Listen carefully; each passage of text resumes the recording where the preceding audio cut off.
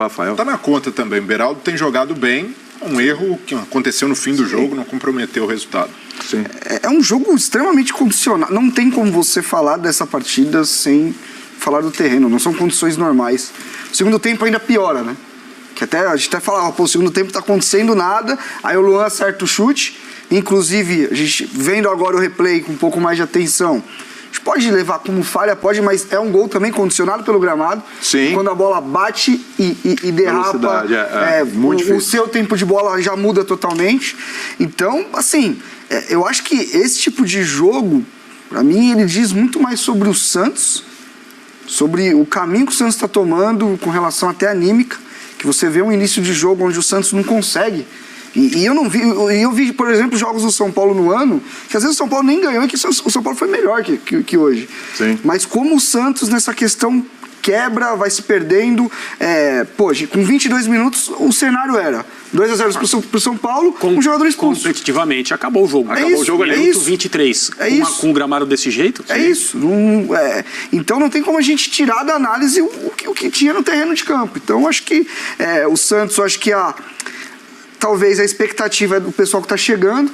O Daniel Ruiz, eu acho que é um jogador que eu gosto, acho ele muito técnico, fisicamente ele precisa de alguma coisa ainda, mas eu acho que é um jogador que ele tem a cara de Santos, assim, sabe? Jovem, muito técnico. Joaquim, acho que é um zagueiro que pode chegar, pode encorpar. O Lucas Lima, eu não entendi. E é isso. 2. Assim, o Santos venceu na Vila na rodada anterior, conseguiu pontuar. A gente não pode falar do Santos hoje, independentemente da importância que se dê ou não dê ao campeonato estadual. A gente não pode falar do Santos sem falar, de novo, em mais uma temporada, em mais um início de temporada, de uma classificação muito ruim no Campeonato Paulista. Vislumbrar um time como o Santos, um clube como o Santos, um nome como o Santos, rebaixado no Campeonato Estadual, de novo, independentemente da importância que se dá, mas a perspectiva do Santos é muito assustadora. E para mim, provavelmente haverá muita gente que não concorde. A pior coisa que pode acontecer é agora resolverem que o Odair não é o técnico para o Santos, que o Falcão não pode trabalhar no Santos, traz alguém para começar de novo, chama o Marcelo Fernandes, que é o treinador com o melhor percentual de desempenho dos últimos 6 técnicos do Santos. Sim, interino, né? Só um pouquinho, 2 jogos, 3 jogos e vai. Esse tipo de coisa que está na origem dos problemas no campo que o Santos tem ultimamente. É verdade. É óbvio que o que nós estamos vendo é resultado de anos e anos e anos de problemas administrativos também. De várias administrações, é aquela história. São vários treinadores de vários estilos diferentes, com vários jogadores diferentes, que entra, pede jogador, o jogador vem, aí o treinador vai embora, o jogador não serve mais. É aquele ciclo vicioso que a gente conhece, Agora, nessa coisa de entra e sai, o Galopo tá ganhando espaço, hein? Tá na hora de ser titular mesmo desse time? Dá para ser titular nesse time do São Paulo, Galopo? Acho que já passou da hora, né? Aliás, desde o ano passado, o Rogério mostrava uma certa resistência, uma dificuldade em aproveitar alguns dos estrangeiros. Por mais que ele não tenha indicado o jogador, isso serve para o Rogério, para mim e para qualquer técnico. Você tem que ter a análise do elenco. Se o cara pode ser útil, pode render. E o Galopo já merecia muito mais minutos na temporada passada e ele era meio castigado. O Bustos, Rafael Bustos, não dava para entender por que não era tão aproveitado. Então o Rogério... legal, ele aproveita a garotada da base, isso é muito bacana, mas ele tem que ser justo com o que o campo está pedindo, com o que o campo está falando. E o Galopo já há muito tempo merece. Uma das contratações que o Rogério pediu, o jogador que ele adora é o David, que hoje não começou como titular, jogador aberto. E que não está jogando bem. O David estava por algum problema físico. Então, mas assim, ele não está correspondendo. Então, assim, era um cara que visivelmente, quem você vai tirar do time para colocar o Galopo? Em tese seria ele, né? Pela formação que vinha sendo utilizada no São Paulo. O Calleri voltou depois de 2 partidas, o Calleri é titular incontestável. O Luciano, que aí você não sabe às vezes esse tal do rodízio do Rogério. Tem jogos que o Luciano começa no banco. Porque é o calendário, muitos jogos. O Luciano é um jogador que hoje, né, tem uma contribuição muito grande para o São Paulo na parte ofensiva. Ele ocupa várias funções, pode fazer o papel de armação. O Rogério tentou, vou deixar o Galopo de fora, deixa o Luciano fazer esse papel mais de armação. Mas eles podem e devem, acho que, jogar juntos. A bola... No próximo jogo isso não vai acontecer, porque o Luciano tomou mais um amarelo para fora, talvez seja o Galopo, mais uma chance para o Galopo. Para mim a questão do Galopo é de posição-função, realmente. Porque O Galopo, ele vem do Banfield como um segundo ou terceiro homem de meio de campo. Ele não é necessariamente um meia criativo.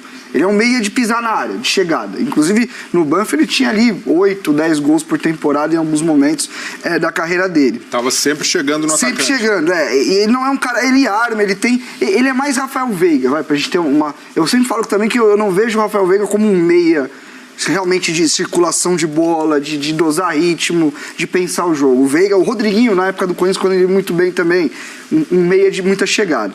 Então, nesse aspecto, eu acho que hoje ele briga com 2 jogadores, com o Luciano e com o Nestor, sendo um pouco mais recuado. Aí você usa o Pablo Maia ou usa o Mendes um pouco mais atrás. A questão do David eu até concordo. Eu acho que a chegada do David é muito do não tem tu, vai tu mesmo. Acho que ele não era o plano A. Mas por ter trabalhado com... Mas a questão do David eu acho que é mais uma questão de um jogador mais agudo, de um jogador mais de lado, que faz o trabalho de lado para dentro. O Galopo é um meio campista de ida e volta. Ele é um jogador com uma condição, uma resistência muito grande para fazer sair dessa volta. Agora, que ele tem jogado bem, que ele tem melhorado. Claro que a gente não tem acesso ao dia a dia, que para mim também é importante. Às vezes o jogador não está tendo oportunidade porque no dia a dia ele não tá encaixando. Mas que é um cara que está crescendo. E o que eu vejo muito nele é a vontade de querer dar certo. Acho que ele é um cara... a gente está falando dos gols, está falando de tudo, mas ele é um cara que sem bola ele trabalha muito. Sabe? É um cara evoluiu nesse sentido. E eu acho que ele é um cara que tem muito a ver com o perfil desse elenco que o Rogério tá montando. Eu tenho falado muito isso. Ah, mas você tem otimismo com o São Paulo no ano? Eu não acho que o São Paulo vai brigar por título. Não vai. Sim. Mas eu acho que esse time, já falei, é um time de soldado. Mas você falou que o São Paulo não vai brigar por título? Eu acho que... Mas o estadual dá. Estadual dá. Mas eu acho que é um time que vai... As derrotas que vierem vai ser vendidas muito caras. É um time que vai competir. É um time que 3, 4 anos atrás era o que o São Paulo não mais pedia, que era um time molenga, que não pegava, que não pressionava a bola. Eu acho que esse time é a antítese disso. Falta qualidade em alguns momentos? Concordo que falta. Mas é um time de soldado. E o Wellington Rato, pra mim, é a cara Tem um soldado que foi destaque no Paulista passado, que é o Pablo Maia, hoje saiu vaiado. Então, isso é curioso. São Paulo tem essa coisa. São Paulo ganhando. O Nestor foi vaiado na exibição da escalação. Merecidamente, né? O Orejuela merece toda a vaia. Inclusive a diretoria que o contratou, né? Foi uma besteira absurda. Mas assim, por exemplo... eu acho que isso é jogar contra. Então, vai depois do jogo. O cara já entra... então, com uma arma apontada na cabeça. Eu acho assim, depois primeiro, uma boa atuação. A torcida tem todo o direito de vaiar. E eu acho que alguns jogadores realmente merecem assim e tal. E a diretoria, sobretudo, por ter feito o investimento errado. Mas, por exemplo, o Igor Gomes, que foi um cara... Não sou fã do Igor Gomes também. Muitas partidas ruins, muito abaixo do que se esperava no São Paulo. O Nestor tá virando o Igor Gomes desse ano. Né? O questionamento sobre o desempenho dele, às vezes ele tem boa técnica, mas falta um poder de conclusão das jogadas melhor, um pouco mais de disposição, coisa que o Pablo Maia tem, mas hoje não foi bem. E todo a desculpa do campo e tudo mais, mas ele não fez uma boa partida. Então, a torcida também precisa entender essa garotada, quem vai ficar ou não vai ficar. O Luan hoje fez um gol e eu não entendi direito, parecia meio que uma resposta, né? Ele foi lá e pegou, não era grama, né? Aquele negocinho que tem em Volta do Morumbi ali, pegou e jogou, e pra torcida e tal. É uma relação meio que de amor e ódio do São Paulino com alguns dos seus jogadores, sobretudo jogadores da base formados no clube. Né? Mas não faz o menor sentido você pegar... O Pablo Maia vamos dizer assim, predominantemente um volante construtor, de pôr bola no chão. Os melhores momentos dele é isso. Aí você vai criticar a atuação de um jogador com essas características num gramado do jeito que estava. Tipo, eu não sou fiscal de torcida, eu acho que cada um faz o que quiser, sem bater em ninguém, sem agredir ninguém. Acho que mas eu, sinceramente, acho que vaiado antes do jogo, depois do jogo, um jogador, não faz sentido. Porque se o cara já não tá com a confiança boa, e é o que tem, e o Rogério já deixou muito claro, é o que tem, o cara já vai com o parafuso mais solto ainda pro jogo.